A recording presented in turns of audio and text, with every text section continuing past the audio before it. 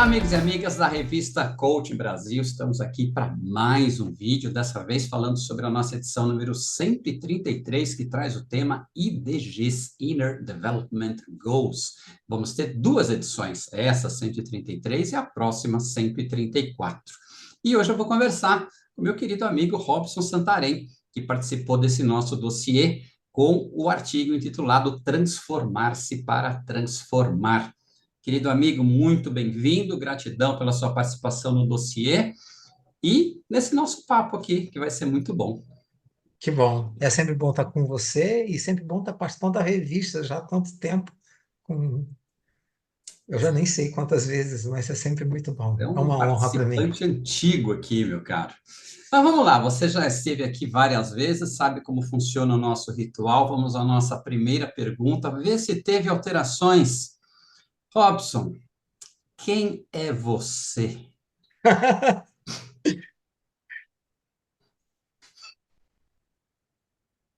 Eu estava esperando essa pergunta.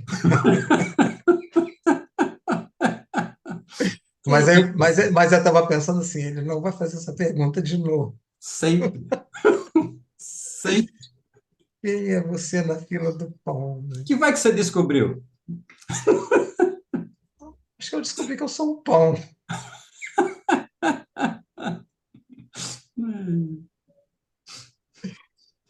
Eu sou o aprendiz de sempre, Lanis. Eu sou o aprendiz. Não mais do que isso. Não mais do que isso. Estou na fila do pão para aprender. A fila do pão. Eu sempre conto aqui, né, quando eu brinco, né, com os autores aqui nesse papo, eu conto de uma imersão que eu fiz uma vez de autoconhecimento lá em Nazaré, né, lá na Unilos em Nazaré. E aí cheguei lá, é uma senhora muito simpática, com aquele sorriso tão amoroso, assim, ela me recebeu, e aí ela me recebeu e falou, quem é você? Aí eu falei, para começar, serve meu nome? Que essa é uma das perguntas que eu vim aqui para buscar uma resposta. Por enquanto serve meu nome? Por enquanto serve. Essa é uma pergunta de uma vida, né, meu amigo? Com certeza, com E não por certeza. acaso é o item um lá do IDG, né, que está dentro Sim, do ser, né? o ser. Uhum, E aí a o gente ser. brinca tanto, né, de autoconhecimento, autoconhecimento, mas quando a gente faz essa pergunta para as pessoas de maneira geral, as pessoas trazem para a gente rótulos, papéis e funções. E aí a gente vai brincando em curso, né, Robson? E aí, vamos tirar isso. Tira pai, tira mãe, tira Vamos, filho, tira trabalho, vamos tira formação, desnudar. o que sobra, né? E aí é muito interessante, assim, que nos meus cursos, né, eu brincava assim, vamos tirando as cascas, né, da cebola. E aí no fim do curso, assim, o pessoal brincando uns com os outros, né? Quem é você? Eu sou uma cebola. Eu sou uma cebola. Cada vez mais a gente vai tirando uma casquinha, né, e aprofundando. E aí, É, Robson, eu como é? Diga. fico refletindo sobre isso, né? Eu tenho, como aprendiz, eu sempre estou estudando, né? Uhum. E eu estou fazendo uma pós-graduação em logoterapia e análise existencial, do Viktor Frankl. Ufa, E só isso. é, Bem simples. e é muito, muito interessante, né? Eu já tinha lido obras dele, mas aí ficar 2 anos estudando isso, e isso vai preenchendo mais a gente, e vai possibilitando a gente mergulhar mais nessa resposta a essa pergunta existencial Uhum. de quem sou eu, ou quem é você. E aí o Vitor fala, e Jung também tinha tratado disso, né, com muita propriedade, que a nossa essência é espiritual. Né? O ser humano tem essa dimensão física, psíquica, mas a essência humana é espiritual. E eu estava lendo um livro, estou lendo um livro de um psicólogo, um logoterapeuta argentino, que deu aula para a gente no mês passado, muito interessante. No livro dele, chamado O Mar Me Contou, onde ele conta a- as reflexões dele, à luz do pensamento de Viktor Frankl numa grande metáfora. E uma das metáforas assim muito interessantes, que ele fala que ele está caminhando na praia e tem um grupo de jovens fazendo uma rodinha, acendendo velas, e a partir daí ele começa a refletir sobre o que é a vela. E ele vai falando e vai construindo toda a reflexão em torno da vela, mas o que faz a vela ser a vela? Não é a forma da vela, porque tem velas de várias formas. Tem vela redonda, quadrada, esculturais, velas simples, tem vela de cera, vela de parafina, mas não é isso que faz ser vela. Não é a forma, não é a substância da vela. É, e ele fala: o que faz a vela ser vela é o pavio que está no centro da vela e que, uma vez aceso, dá identidade àquela vela. A substância pode se consumir, a forma pode mudar, mas sempre será vela enquanto tiver esse pavio a iluminar. E aí, para não me estender nisso aqui, ele faz essa metáfora belíssima, que nós somos como vela. Mudam-se as formas, mudam-se as vestes, pode mudar a substância, mas o que dá identidade a nós é esse pavio, essa luz interior que é a dimensão espiritual. É isso que nós somos. Nós somos espírito. E se puder responder assim, quem é você? Somos espírito. Eu sou espírito e eu tenho buscado viver isso, trazer essa dimensão. Como disse Pierre Teilhard de Chardin, nós somos seres humanos tendo experiências espirituais. Somos espíritos tendo uma experiência humana. Oxalá consiga compreender e viver isso na plenitude. Pois é. E aí fica a pergunta, né, para a gente descobrir qual é a luz que eu trago para o mundo, né? Se somos transparentes Uhum, para levar essa luz, né? uhum. Porque se somos opacos, o papel nosso é levar luz, ser luz do mundo. Com certeza, meu caro. Está gostando desse vídeo? Esse é o momento de você deixar um like, inscrever-se no nosso canal e recomendar o nosso vídeo, compartilhá-lo com amigos e amigas que possam se beneficiar dele. Continue assistindo. Deixa eu pegar o comecinho aqui do seu artigo, você traz um trechinho da Monja Coen, que diz o seguinte: o mundo como você vive está melhorando as condições de vida para o maior número de seres? Ou você acredita que está separado de alguém ou de alguma forma de vida? É tempo de despertar, de expandir a consciência humana, de sair do casulo e voar livremente. Liberdade é responsabilidade. Isso. Liberdade é responsabilidade. Um pensamento de Sartre e um Uhum. pensamento também que o Viktor Frankl se apropria disso daí, já que estava citando dele. Somos livres, mas livres para realizar e responsáveis por tudo que nós fizermos. Eu acho que essa é a dimensão que a gente precisa assumir. E olha que interessante, né? Eu conversei com a Eva também, e no começo do artigo da Eva, ela faz a citação dos irmãos Karamazov, de Belíssimo, Dostoiévski, belíssimo. e, Eu já li a revista toda. né? E aí ela fala sobre essa questão do voar, né? E como que o ser humano tem medo de voar, porque tem medo dessa liberdade, porque quando ele está no ar, parece que, né, nada o segura. E aí no final, a última frase: Prefere a gaiola. por isso trocamos o voo por gaiolas. As gaiolas são o lugar onde as certezas moram, né? E Poxa, que aí, certezas pois é, vivemos no mundo VUCA, no mundo Bunny, mundo pois é, VUCA de incertezas. as pseudo-certezas, né, que a gente acha que tem, né? Não, que eu tenho um emprego fixo. A palavra fixo é ótima, né? É Que certezas, muito que bom. certezas. Nós temos um monte de ilusões, na verdade, né? É. Meu cara, deixa eu puxar ó, a sardinha aqui para o seu trabalho, que também é muito o meu trabalho, né? Trabalhar com gente dentro de empresa, especialmente as lideranças. E assim, um ponto que tem me feito refletir muito, especialmente nesse momento de mundo que a gente vive, né? Que a gente vê pessoas em altíssimos postos de empresas, governos e coisa e tal, com a cabeça totalmente virada, egóica, poder, poder, poder, dinheiro, dinheiro, dinheiro. E a gente vê que o público com o qual a gente trabalha aqui, eles não atingem lá em cima, mas eles atingem pessoas aqui embaixo. Então, aqui, nesses 25 anos de consultoria, meu foco sempre foi trazer qualidade de vida para as pessoas. Lucro para a empresa é uma consequência. Isso Sim. sempre me fez muito, muito feliz.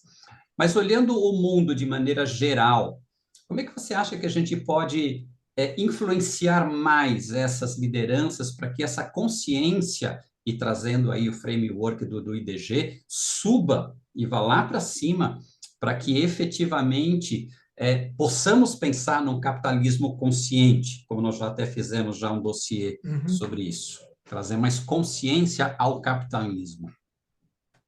Pois é, eu acho que a gente vive um movimento crescente, um movimento global crescente, que pode provocar, pode sacudir os dirigentes corporativos no sentido de fazer mudanças. Então, não só o capitalismo consciente que você acabou de citar, mas, por exemplo, a situação dos ODS, dos Objetivos de Desenvolvimento Sustentável, que mobiliza governantes e mobiliza empresários, deveria mobilizar mais, obviamente, a gente tem que ter essa responsabilidade.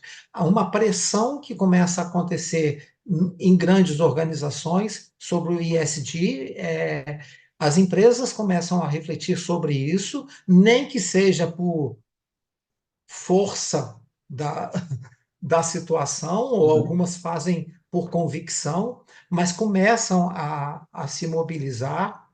E os IDGs surgem nesse contexto porque a tomada de consciência é que a gente não vai conseguir fazer as mudanças todas se não houver a mudança interior. Acho que foi ontem mesmo que eu estava lendo um discurso do Antônio Guterres na ONU, falando eu acho que até publiquei, se não me engano, no Facebook, uma parte falando da situação gravíssima que pela primeira vez na história há um registro de ser um ano do ano mais quente da história. Uhum. Então a gente está mudando até as estações do ano.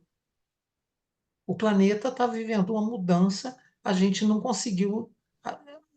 Daqui a 14 dias acaba o outono e nós não tivemos outono. É. A gente não teve. Eu costumava brincar assim, porque eu acho o calor insuportável, o verão insuportável. Eu ficava contando os dias, falando, quando é que vai chegar o outono, que é a estação que eu mais gosto. E esse ano não teve outono. Então, a gente está tendo uma mudança que afeta a vida de todos nós. Então, essas questões, Lanes, eu acho que vão tocar no coração, na mente dos empresários, uns mais, outros menos. As pessoas que nós trabalhamos, em geral, mais média gerência e alguns talvez executivos, é, quando nos buscam, acho que eles já têm esses anseios de mudança. Essas pessoas podem influenciar. E eu acho que outra questão também que me parece importante, pelo menos eu assim espero, que as novas gerações tenham essa preocupação maior e Uhum. elas, daqui a pouco, elas vão estar liderando essa transformação. É, esperamos, meu querido, esperamos. Sim, E aí você falou uma coisa interessante, assim, que é mexer nas mentes e corações. Você acha que o caminho para mexer na mente e o coração passa por mexer no bolso, principalmente das grandes empresas, né? E a gente, que se a gente for olhar as grandes mudanças que aconteceram nas organizações em relação ao ser humano, elas foram acontecendo conforme elas foram mexendo no bolso dos empresários, né? Então, as grandes mudanças, horário de trabalho, felicidade no trabalho, porque eles descobriram que pessoa feliz produz mais e dá menos despesa. Então, a gente não pode ter esse olhar romântico de que, nossa, eles estão Não, despertando para a humanidade. Não. O sistema capitalista, ele só vai olhar quando, opa, se a gente não mudar isso aqui, a gente fecha, a gente morre. sim, não é só. Eu acho que é também. Uhum. Eu acho que não é só a mudança no bolso, eu acho que isso tem um peso considerável. Mas eu acho que a gente vai falar de mudança na vida. Mudança na vida no sentido de que a gente está tomando consciência que e eu não estou sendo assim otimista, visão de Poliana, não. Eu acho que a gente está enfrentando situações que mexem com a vida das pessoas. A gente passar 2 anos confinados por causa do Covid, Uhum. embora a gente tinha esperança que melhorasse muito, mas isso afetou a vida de milhões ou de bilhões de pessoas no planeta. Pessoas perderam gente que amava, mexeu com tudo, isso ainda mexe porque a gente vive os efeitos disso daí. Então, acho que mexeu na vida. Mexeu na vida quando a gente vê os desastres do Rio Grande do Sul e muitos outros que já vivemos. Nós estamos sendo afetados de muitas maneiras.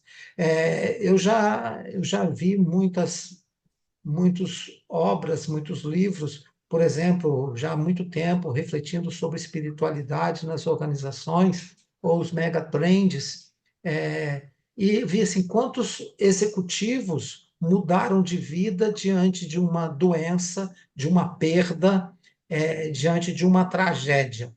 Esse fundo do poço, essa grande provação que Campbell falou, é um espaço de transformação. Todos nós, isso é inexorável, todos nós vamos passar por isso. Se a gente abrir a mente e o coração, como diz o Otto Scharmer, para perceber nesses sinais aí como chamado à mudança, a gente vai conseguir. E a gente sabe, você sabe, e acho que todos que vão acompanhar aqui, sabem de muitos executivos, executivas, que estão no topo da organização que sofrem também quando começarem a perceber que não é só o bolso que está mexendo com a vida, talvez seja o sinal da mudança. Eu sou movido, Lanes, e eu acredito espero que mais gente, que sejam movidos à esperança. Eu não, inclusive, coincidentemente, ontem eu estava lendo um, um artigo sobre daquele filósofo coreano, o Churran, que Uhum. escreveu A Sociedade do Cansaço, do Uhum. Desempenho. Ele fala sobre a questão da esperança de maneira muito interessante. Então, a gente está vivendo situações no mundo onde que a gente corre o risco de perder a esperança, porque são tantas situações dramáticas que a gente vive com a humanidade que isso pode acabar com a esperança que nos move. Mas é preciso alimentá-la.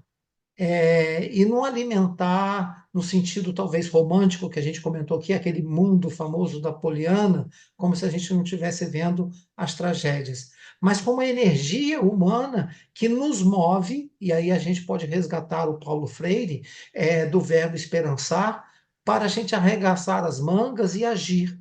Então, não é um otimismo ilusório, mas uma energia profunda que move o ser humano para a gente agir. E eu acho que o IDG, voltando ao tema da nossa edição, o IDG ele tem um fundamento, uma substância nutrida pela esperança, sem a qual a gente não vai trilhar aquela trilha do ser, do relacionar, do colaborar, enfim, até o agir, porque sem esperança a gente não vai fazer nada, a gente vai buscar as certezas das gaiolas, Uhum. como disse a Eva, citando os irmãos Karamazov. Então, você falou, você estava falando, eu estava pensando em Paulo Freire e você solta o nome dele. E olha só que coisa interessante, né? O Paulo Freire era um que falava muito sobre o pensar crítico, né? E o que falta muito para a nossa sociedade, e a gente vê isso nas épocas eleitorais, é a falta de pensamento crítico, de uma análise crítica da sociedade, da situação e dos candidatos que se apresentam, para que eu tenha um voto consciente. E os votos parece que estão cada vez mais emocionais, mais vinculados a crenças e seitas e por aí vai. Então, assim, esse pensar crítico faz muita falta. Só Ou que, se faz. então, só que o Paulo Freire que falava nisso foi taxado de comunista, né? Então, comunista, coisa e tal. Por quê? Porque isso abala estruturas estabelecidas de poder. Então, é lógico que elas vão resistir a que a população, de forma geral, tenha um pensamento crítico. Então, vamos lá, fazendo uma análise aqui Uhum. sociológica da nossa sociedade. Como trabalhar IDGs de maneira que as relações de poder, o pessoal que tem o poder econômico, não sinta isso como sendo uma ameaça ao poder que eles detêm. Uhum, ótima questão. Aliás, eu acho que não só para a questão macropolítica, em tudo, porque o Fórum Econômico Mundial colocou o pensar crítico como uma das competências para esse tempo, Uhum, né? E o IDG também coloca essa competência, como você colocou. Eu acho que me faz pensar em vários aspectos. O primeiro, como ser humano, como essa atitude crítica na sociedade, que já vinha sendo levantada há muito tempo para a escola de Frankfurt, uhum, né? Adorno, um dos grandes pensadores, sim, falava disso, sobre a questão da massificação que uhum, aliena, que Jung também trabalhou. Então, é, é muito interessante para quem está no poder, já aqui no poder político e econômico, manter as pessoas alienadas e uhum, massificar, e aí a gente vê o que acontece aqui no Brasil e no mundo de modo geral, quando as mídias estão a serviço desse poder e manter as pessoas alienadas, isso favorece bastante o interesse desses grupos econômicos, esses grupos políticos. Por outro lado, se a gente pensar no campo da organização, é o pensar analítico e crítico que possibilita a inovação, que possibilita a gente criar e buscar soluções para as questões da sociedade, não só para as questões da empresa, porque a empresa está a serviço da sociedade. Então, se nós criamos mais produtos, mais serviços inovadores que beneficiem a sociedade e a humanidade, em geral, nós vamos precisar de pessoas que pensam criticamente para identificar quais são as dores que a humanidade está passando, usando uma expressão que cada vez mais se usa. Qual é a dor de uma cidade? Qual é uma dor ou as dores de uma sociedade de modo geral, que a gente precisa de um pensamento crítico para criar soluções, seja para o Rio Grande do Sul, ou seja para qualquer lugar uhum, desse planeta que está sofrendo. Então, eu acho que a gente precisa, sim, estimular bastante, não só para uma postura política, quer dizer, política com P maiúsculo, porque quando uhum, a gente, uhum, tudo sim, que a gente faz é política, né? tudo é Tudo. político. A Uhum. nossa conversa aqui é política. Então, tudo que a gente faz é política nesse sentido mais amplo e profundo da gente promover condições de vida digna para todas as pessoas. Enquanto tivermos sociedades que queimam livros, nós não estamos tendo pensamento crítico, né? Voltando a falar aqui sobre as lideranças, né? E aí você diz aqui, né? Então, vai se destacar no mercado de trabalho quem for o mais humano possível, em contraste àquele movimento do técnico, técnico, técnico.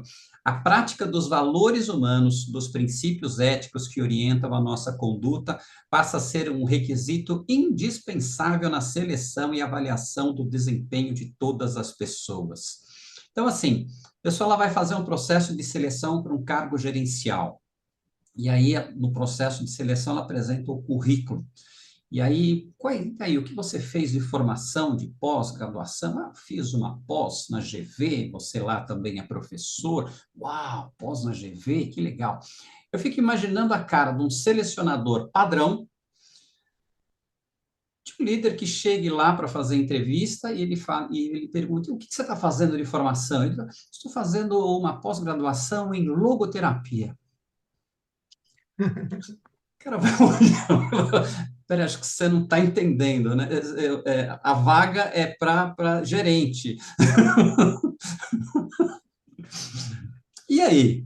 Você acha que as organizações estão preparadas para esse líder que está buscando uma formação humana, olhando além da caixinha? Eu volto para a questão das tendências e do movimento que percebo ser crescente no mundo, ainda que seja por força das circunstâncias. Quando nós falamos hoje que tem empresas hoje que já criou o cargo de diretor da felicidade. A gente está falando de felicidade Hum. corporativa. A gente está falando de um movimento de bem-estar, porque o índice de burnout, o índice de saúde mental, de problemas relacionados à saúde mental, é assustador no mundo inteiro.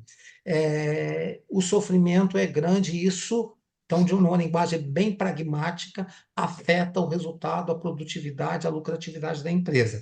Nessa linguagem aí, então as empresas começam a preocupar, então vamos criar condições de bem-estar físico, emocional e espiritual para as organizações. Então, isso começa a acontecer nas organizações. Então, não é só a questão do ISD, a gente está falando de felicidade no ambiente de Hum. trabalho. Há muito tempo eu publiquei aquele livro A Perfeita Alegria, Francisco de Assis, para líderes e gestores, foi publicado em 2010 pela Vozes, onde eu estava falando da felicidade no ambiente de trabalho à luz dos valores e da espiritualidade franciscana. Então, aí agora isso está crescendo, agora já tem cargo de Chief Happiness Officer nas Uhum. organizações. Olha que luxo! Então, tem empresas até criando cargos executivos para diretoria de felicidade. Então, tem uma preocupação. Empresas nacionais, empresas globais, corporações estão atentas para isso, seja porque está afetando o resultado, a produtividade, seja porque tem uma intenção clara naqueles que têm um nível de consciência. Então, eu acho que a gente começa a refletir sobre isso. Para refletir sobre isso, seja na contratação, seja na promoção de alguém, a gente tem que olhar quais são os valores. Que ser humano é esse que está vindo aqui? Porque não é só o currículo, não são os conhecimentos técnicos que vão contribuir. A gente já fala disso há muito tempo, Sim. você, como um grande especialista na área, sabe tão bem. Então, eu falo assim, caramba, eu sempre comento isso. A publicação de Daniel Goleman de inteligência emocional tem 30 e poucos anos. Então, um pouco mais, você e eu já éramos executivos em Sim, empresas e a gente nem sabia o que era inteligência emocional, não se falava disso, não tinha exatamente. instrumentos, não tinha nada pesquisado. O que são 30 anos, 35 anos em administração? Exatamente. Então, que revolução que isso provocou, então, a partir das pesquisas do Goleman, que outras virão ou começam a surgir na hora que a gente começa a falar de psicologia positiva, de flow, do estado de flow, do Mihaly Csikszentmihalyi, do Seligman e de tantos outros, e agora falar de felicidade, e falar de capitalismo consciente, falar de IDGs. Então, acho que a gente tem uma convergência de informações que vem de grandes estudiosos que acho que eles vão começar a mexer, já estão mexendo. O processo talvez não tenha a rapidez que a gente Uhum. gostaria, mas nós estamos aqui para isso. E você falando, eu fui pensando aqui na minha própria história e analisando, né, como que em tão pouco tempo histórico tantas mudanças aconteceram. E eu, em 1989, eu ainda estava numa grande multinacional como químico, chefe de laboratório, tinha umas 10, 11 pessoas, e a minha principal função era lidar com gente. E então eu já estava começando a estudar esse negócio de gente, de liderança, de Uhum. trabalho em equipe. E aí eu fui me meter a fazer o mestrado na USP. Aí tinha que fazer um baita de um exame para entrar na USP, fiz o exame, entrei, voltei na empresa, negociei, que tinham várias aulas que eram durante o dia, e aí negociei de ir trabalhar de sábado, ficar à noite. Aí a chefe topou, eu comecei a fazer o mestrado. Não demorou muito para o meu diretor chegar lá, falar comigo e falar: peraí, você faz mestrado em recursos humanos, mas você é químico, chefe de laboratório químico. E aí aí ele gentilmente me convidou a optar. Ou você continua trabalhando aqui, ou você vai fazer o seu mestrado. Então, assim, e eu nem estava fazendo mestrado em logoterapia, Robson. Era em recursos humanos, gente. Eu sou líder, lido com gente. E naquele momento era inconcebível. Não, você é químico. Você é químico, Sim. né? Então, assim, como que em tão pouco tempo teve uma transformação muito grande, né? E se você pegar nós aqui, os baby boomers, né, que passamos por tanta coisa, gerações novas que a gente encontra em sala, eles se encontram em um conflito, que de um lado eles são puxados para um lado e do outro lado são puxados para o outro lado. Então, esse pessoal fica um pouco confuso. E eles têm um outro ingrediente que na nossa época não tinha, que é essa volatilidade. Um dia eu estou nessa empresa, no outro dia eu já posso estar em outra. Quando a gente começou a Hum, trabalhar, o orgulho era você se aposentar na mesma empresa, né? Ficar na isso. mesma empresa era símbolo de que, uau, você é maravilhoso. Como é que esse fator afeta as nossas relações e essa mudança de valores? Porque mudaram muitos valores aí. Dá para Acho fazer um que livro com essa pergunta, hein? dá. Mas vamos pensar aqui juntos, que valores que mudaram? Porque parece-me que os valores essenciais não mudaram. Quando nós estamos falando aqui, eu estou entendendo, aí me corrija, que os valores que mudaram talvez sejam valores, diria talvez mais superficiais e culturais. Os valores humanos que nós prezamos, eles são eternos. Eles não mudam. O respeito continua respeito. A amorosidade continua sendo amorosidade. Companheirismo, solidariedade, ética, isso não muda. Isso não muda. Então, talvez esteja mudando como é que a gente está aplicando isso hoje. Porque se a nossa geração entendia isso de uma maneira a ponto de querer ficar uma vida, uma existência inteira dentro de uma organização, hoje, como é que eu posso praticar isso em diferentes organizações? Agora nós somos cidadãos do mundo, agora nós podemos servir várias organizações. Então, eu acho que a mudança não é tanto assim, pelo menos na minha leitura aqui. Desculpa. Imagina.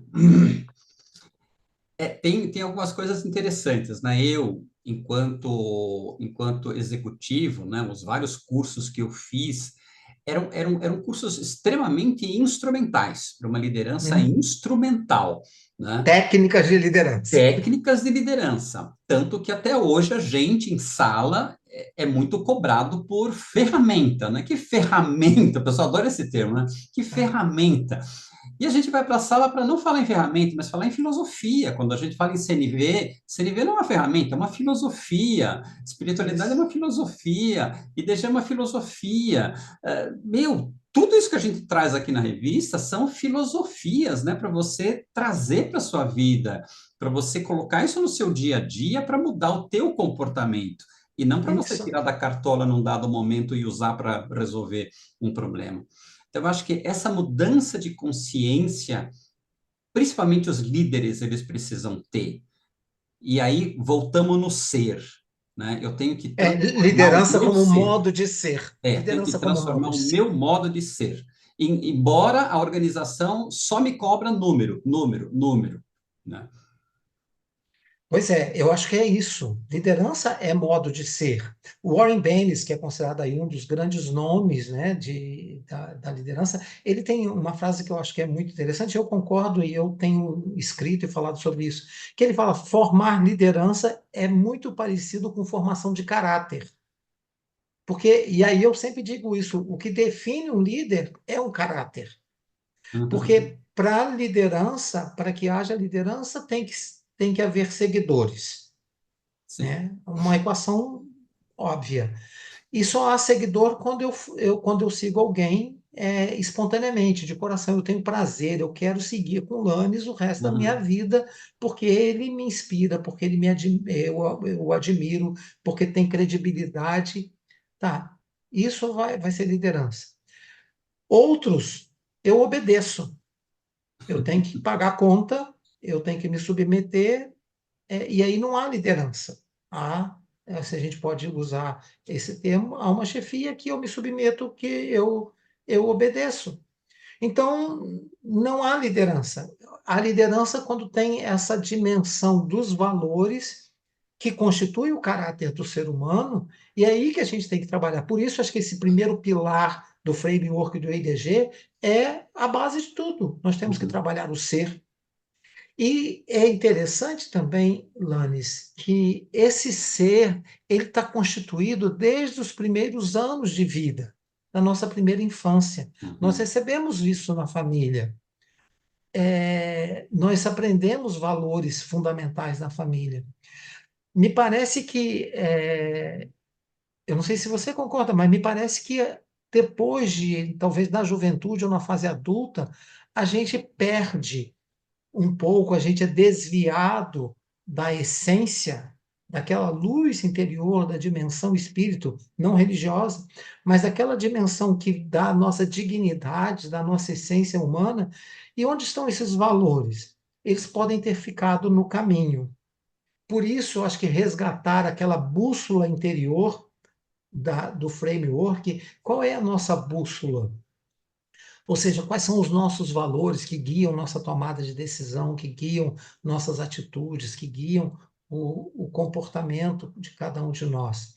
Essa bússola tem a ver com tudo que a gente aprendeu. É claro, a gente foi atropelado no caminho, a gente viveu o processo de massificação, a gente se decepcionou com algumas coisas, mas eu acho que se a gente pudesse assim espremer cada um de nós e tirar aqui qual é a sua essência, onde você é humano de verdade, onde você é gente de verdade, a gente vai conseguir encontrar essa dimensão do espírito, que é aquilo que faz o indivíduo ser gente, ser humano. E eu acho que é aqui que a gente tem que olhar, porque tem talvez assim, você fala assim, tem mau caráter? Tem, claro que tem. Tem gente que não presta no mundo? Opa, só tem. Mas eu acredito que tem muito mais gente boa no mundo do que gente ruim. E até se a gente pensar um pouco aqui, até se a gente torcer um pouquinho é, do que a gente está chamando aqui de gente ruim, a gente vai encontrar coisa boa dentro dessas pessoas, porque todo ser humano foi amado, em algum momento viveu essa experiência, pode ter se perdido no caminho. Ninguém nasce bandido, ninguém nasce mau caráter, ninguém nasce terrorista, mas as pessoas se perdem. É. E aí nós temos até uma edição que fala sobre isso, né? Que é um dos pontos de partida aí, que é visão de mundo, né? Uhum. Qual é a visão de mundo que a gente tem? Que é um dos pontos interessantes que a gente faz a reflexão em processos de coaching, né? Mas deixa eu Isso. citar aqui um filósofo que eu gosto muito, ele tem um livro muito legal chamado Autoliderança ou uma Jornada Espiritual. Boa.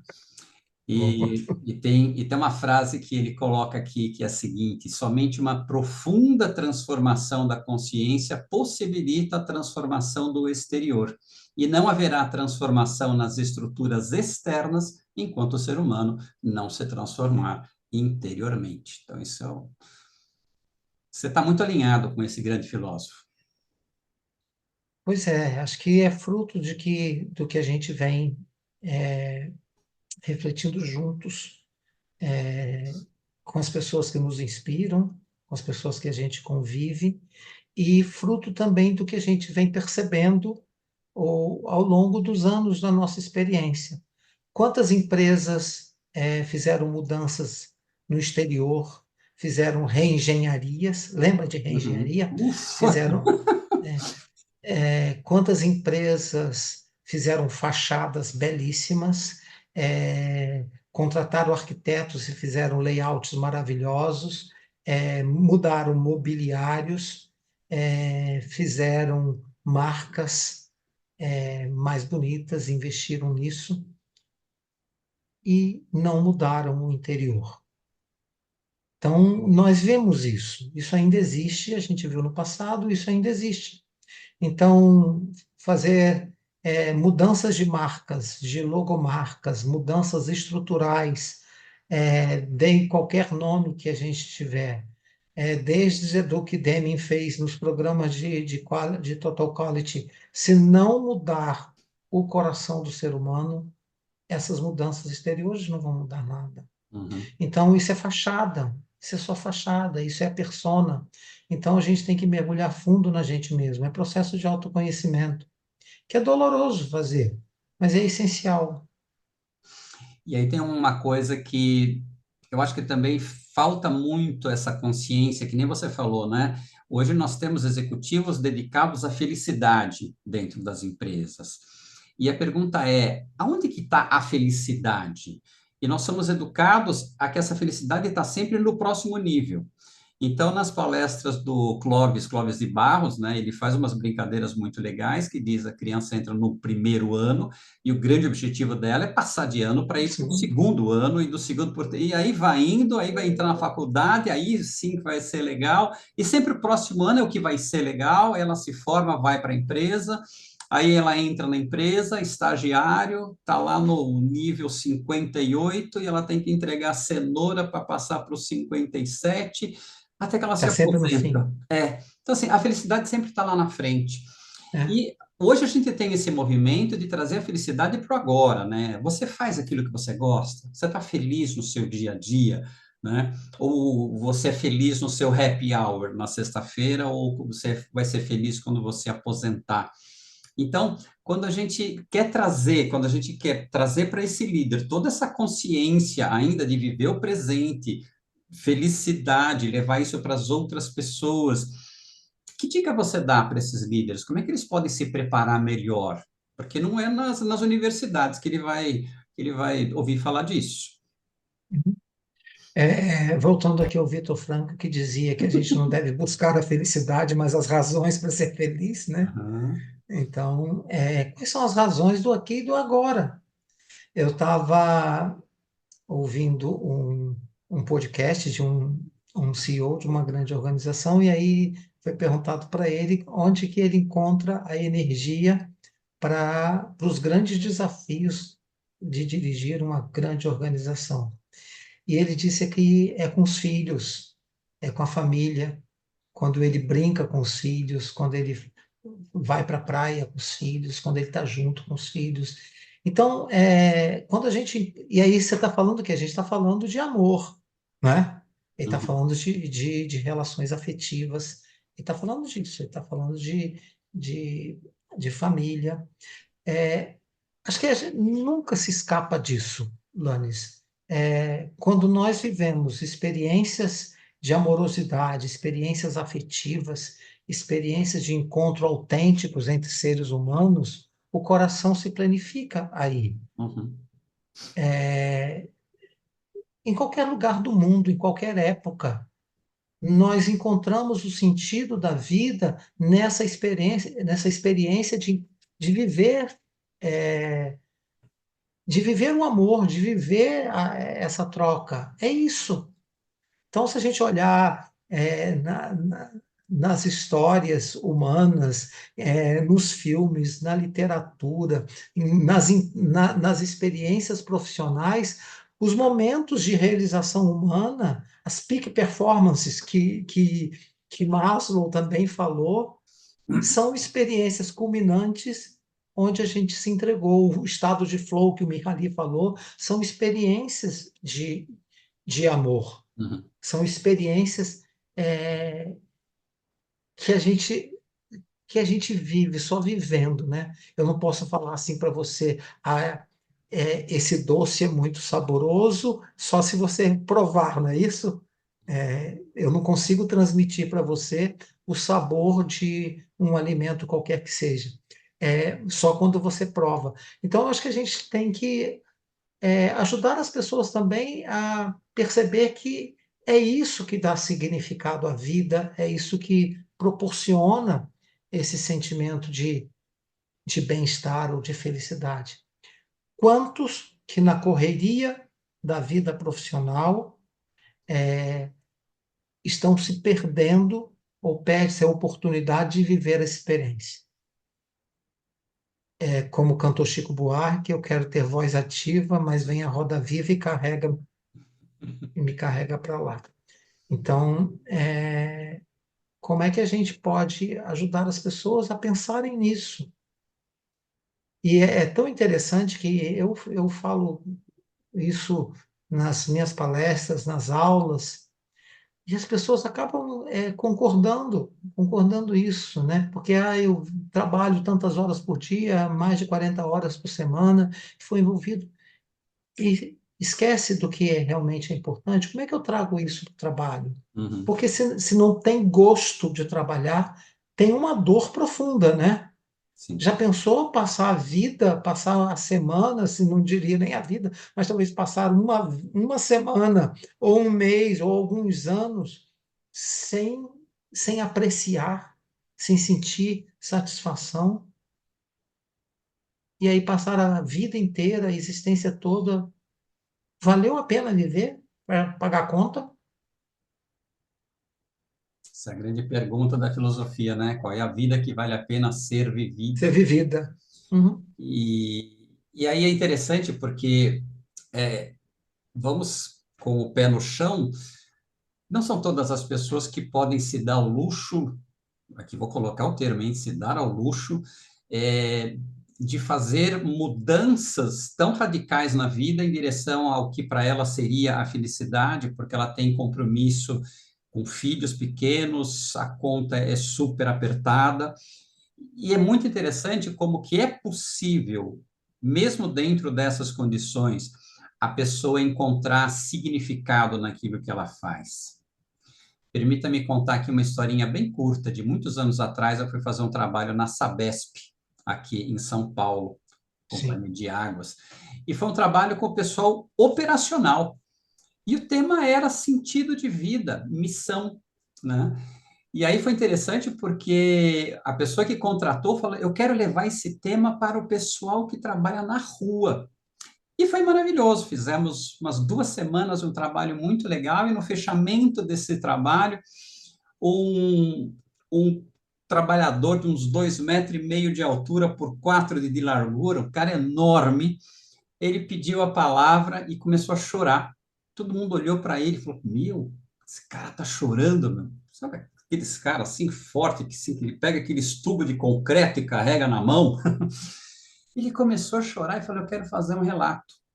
E ele disse: com esse curso eu refleti sobre o significado do meu trabalho, e eu fiz o seguinte: eu peguei meu filho, botei meu filho no ônibus, falei: filho, nós vamos fazer um passeio. E aí pegou o filho, andaram de ônibus, desceram, andaram mais tantas ruas, chegaram numa casa, tocou a campainha, atende uma senhora, e ele perguntou para a senhora: bom dia, senhora, quero lhe fazer uma pergunta. Há quanto tempo que não tem um vazamento de água aqui na sua rua? Ela falou: eu moro aqui há 25 anos, e desde que colocaram os canos aqui na rua, nunca teve um vazamento de água. Obrigado, minha senhora, um bom dia. Saiu com o filho e falou: filho, quem botou os canos nessa rua foi seu pai. Então, aquele É, negócio, fazer uma coisa que é invisível, mas eu fiz bem feito. Esse hum, filho nunca vai esquecer essa mensagem, né? é verdade, é verdade. Então, assim, falou: Eu, pô, mas esse cara, ele nunca chegou a chefe, a gerente, a CEO. Não, mas ele teve sentido naquilo que ele fazia. Isso que eu acho que as lideranças têm que trazer, têm que despertar, né? e que história bonita. Isso é tão importante porque pode parecer que na nossa conversa, ou a revista, e tantos outros publicações que a gente está falando com uma bolha, né? Uhum. De privilegiados. A gente é privilegiado, Mas a gente vive num mundo que tem gente ainda na idade, quase que a gente pode dizer da idade da pedra, nem tanto, Uhum, mas a gente vive várias eras mesmo agora na contemporaneidade, infelizmente. Sejam em regiões mais distantes do planeta ou aqui no Brasil, porque o abismo social é muito grande. Mas acho que todas as pessoas têm possibilidade de refletir sobre isso, têm que olhar para isso. Você me fez lembrar, por exemplo, você sabe que há muitos anos, há 40 anos, eu tenho um contato numa comunidade, numa favela em São Gonçalo, que é, para mim, a escola de vida de pessoas maravilhosas. Então, você me fez lembrar de uma jovem que ela trabalha como caixa de supermercado. Ela é lá da comunidade. Mas ela é tão feliz com o que ela faz, e ela publica isso no Facebook. Ela gosta tanto do que ela faz. E ela, e para muitas pessoas isso é assim, talvez o única possibilidade de trabalho por questões de uhum, escolaridade ou entrar no mercado de trabalho, mas ela é feliz ali e ela gosta de dizer que é isso, porque com isso ela também leva o filhinho dela para passear na pracinha, para comprar um sorvete e não sei o quê. Ali está a realização, porque tem que gostar do que faz, tem que encontrar sentido, né? Você lembra, aqui no Rio de Janeiro tinha um gari muito famoso que sambava na Marquês de sim, Sapucaí, sim. né? Então, porque amava aquilo ali. Então, nós temos exemplos, inúmeros exemplos. Então, não é só para um CEO, para um cargo de alta liderança. Acho que todo ser humano está buscando isso e nós podemos e devemos, na verdade, no nosso trabalho, como educadores, e todo gestor, toda gestora, eu falo isso, tem que cuidar do ser humano. Você não cuida de um técnico que é subordinado a você. Você trabalha com seres humanos que têm potencial para voar, e você está ali para ajudar essa pessoa a ser feliz, a Uhum. voar. Ah, mas e se ele sair da minha empresa e for voar em outro lugar? Parabéns. Você ajudou essa pessoa a se realizar. É o seu papel como líder. Você falou sobre o gari. Ontem eu estava andando aqui na rua, aí tinha uma pessoa lá que estava varrendo a rua, né? Uma funcionária pública lá estava varrendo a rua, né? Aí eu cheguei a ela, cumprimentei. Primeira coisa, né? Que essas pessoas não estão acostumadas a serem cumprimentadas, né? São Cumprimentei, invisíveis. são invisíveis. Aí cumprimentei, aí cheguei para ela e falei, olha assim essa rua, dá uma olhada. Aí ela falou, o quê, o quê, o quê? Dá uma olhada, dá uma olhada. Eu falei, o quê, o quê? Olha como ela tá linda. Aí ela olhou, ela ficou limpinha, né? Então você fala, cara, é muito legal. Ela olhou para mim e falou, cara, você notou o que eu faço, né? E assim, a gente tem tantos exemplos, né? Eu dando aula numa instituição, uma vez uma faxineira falou: esse professor aqui, ele é bonzinho, ele deixa a gente entrar na sala depois que acabou a aula. Que tem professor que não deixa a faxineira entrar na sala enquanto ele não sai. Olha só a nobreza, né? Então, assim, cara, temos um longo caminho ainda, né, a percorrer, mas que haja Estamos juntos. esperança, né? Ah, sim, sim. Robson, para fechar nosso papo, meu querido, não, tenho duas coisas antes de fechar o papo. A primeira é, o que falta para que o IDG permeie um sistema educacional do país, para que a gente comece a fomentar toda essa reflexão desde criança, e não só formar mão de obra barata para trabalhar em fábrica. Acho que a gente tem que ousar. Eu fui convidado por uma instituição, há poucos meses para dar aula, no MBA, de liderança humanizada. Estavam estruturando, o currículo. E eu falei assim, olha, eu tenho uma sugestão. O que vocês acham da gente incluir uma disciplina chamada Inner Development Goals? Me pediram uma proposta, uma ementa, e o curso foi aprovado. Uau! Há muitos anos, já nem sei quantos anos, há uns 20 anos, é, a- teve um curso da Universidade Federal Fluminense, em parceria com a BRH, criaram um MBA, em liderança e gestão de pessoas, e o diretor, o coordenador do curso, me convidou para ser professor de educação corporativa.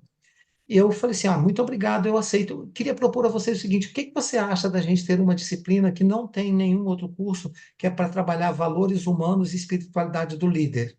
Ele Hum, falou, me apresenta uma proposta. Eu apresentei, eu dou aula até há 20 anos nesse curso falando disso. Eu acho que a gente tem que ousar. com certeza. Então a gente tem que ousar, falar, bem, então existe esse tema que é de relevância. Vamos olhar para isso? E aí a gente pode levar isso para a empresa. Há um ano atrás, em março do ano passado, eu fui chamado para fazer um workshop para alta direção de uma grande empresa aqui no Rio. Foi um trabalho de 4 dias e meio, com eles, e para trabalhar mudança de cultura, valores, modelos de gestão, tudo bem. Eu aceitei, fiz todo o trabalho, as atividades de grupo, coisa assim. Eu inseri o IDG e fiz uma dinâmica de grupo para eles conversarem. Se isso mudou ou não, eu coloquei lá, a semente eu plantei. Então, acho que a gente tem que ousar. Quer fazer mudança de cultura de empresa? Olha para isso daqui. Quer rever modelos de gestão? Vê se isso aqui faz sentido. Alguns gostaram, outros acharam que não é hora. É igual o Robert Greenleaf quando lançou o Servant Leadership lá na década de 70. Uhum. Né? Foi um dos pioneiros de liderança. Na época, opa, ainda não é hora de falar sobre isso. Mas hoje a gente fala. Eu imagino alguns alunos saindo da sua sala assim, maluquinho aquele careca, né? Ó, vai amar ou odiar. Muito bom. Agora sim, querido, para fechar esse nosso papo, eu tenho que atender às expectativas de parte do nosso público. Eles devem ter achado tudo isso que a gente falou aqui lindo, maravilhoso. Mas aí ele vem dizer assim, mas vem ver aqui onde é que eu trabalho. E aí, para esse pessoal, Robson, o teu desafio agora é dar 3 dicas matadoras para ele resolver os problemas dele, colocando IDG em prática. 3 dicas só, hein? Vai lá. Tá bom. Bom, primeiro, cada um acho que precisa olhar para si.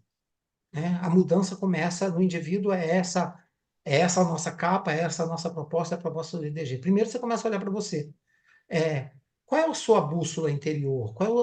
Quais são os seus valores? Você está sendo coerente com os seus valores? Você está vivendo realmente o sentido da vida que você está buscando? Primeiro, olhar para si. Acho que, segundo, você pode provocar uma boa roda de conversa com seus colegas sobre isso. Chama as pessoas para conversarem. Ah, mas não dá tempo. Ah, mas na hora do almoço você vai almoçar e conversa sobre novela, sobre política, fala mal dos outros. Almoça com o seu grupo e propõe isso. Vamos conversar sobre isso. Ajude as pessoas a conversarem sobre isso. Isso começa a criar uma egrégora e outra energia vem aqui e fala, Uhum. nossa, nunca parei para pensar sobre isso. Quantas vezes você já escutou isso também, Oh. vai? Né? Nunca parei para pensar sobre isso. Né? Esse momento é oportuno. Então, a hora do almoço, a hora de conversa, ou numa reunião, se você já é gestor, líder, você pode começar uma reunião com uma provocação com seus pares, ou se você está a reunião com a sua equipe, provoca a equipe para pensar sobre isso. Quais são as dores que a organização tem e o que que isso pode ajudar a resolver algumas delas. Eu Uhum. acho que o caminho do diálogo, Lanes, e você me ensina isso, e a gente acredita nisso, é o caminho, é o único caminho. Pronto, fechou. Robson, querido, gratidão imensa, meu caro, por mais essa sua participação aqui na revista e por esse papo que vai ficar imortalizado no YouTube. Imagina daqui a 1.500 anos alguém assistindo esse vídeo, coisa maravilhosa. Quando voltaremos a ser apenas pó das estrelas. Muito bom. Gratidão imensa, querido. Gratidão. Obrigado, querido. Gratidão a você. Muito bom. E você, herói, que ficou até aqui escutando, é porque você realmente viu o valor, gostou. Então, a partir disso, manda esse vídeo para 10 pessoas. Você conhece pelo menos 10 pessoas que precisam despertar para novos pensares, como aqui o Robson estava falando, né? Para um novo mundo, uma nova consciência, para a gente formar um mundo que a gente realmente quer ver. Não esquece de deixar um like nesse vídeo, deixa um comentário aqui, o que esse vídeo significou para você. E visita a revista Coaching Brasil, edição 133, para ler o artigo do Robson e todos os demais artigos na íntegra. Torne-se assinante e liga todos os nossos artigos, mais de 1.700 artigos ao longo desses 11 anos. Nos encontramos Maravilhoso. num próximo vídeo. Beijo no coração. Até mais, pessoal. E aí, gostou desse vídeo? Se esse vídeo fez sentido para você, a reciprocidade que eu te peço é você curtir esse vídeo, deixar um pequeno comentário e compartilhar esse vídeo com outras pessoas que também, assim como você, se interessam pelo desenvolvimento humano. Inscreva-se no nosso canal para receber mais atualizações sobre novos vídeos que estamos fazendo. Se você busca conteúdo de qualidade sobre desenvolvimento humano, considere assinar a revista Coaching Brasil. Estamos há 10 anos no mercado, 121 edições, muitos temas que vão agregar muito valor à sua carreira, ao seu pensamento, às suas reflexões. Venha conosco. Como assinante premium, você pode acessar todas as nossas edições e você paga apenas R$ 29,90 por mês.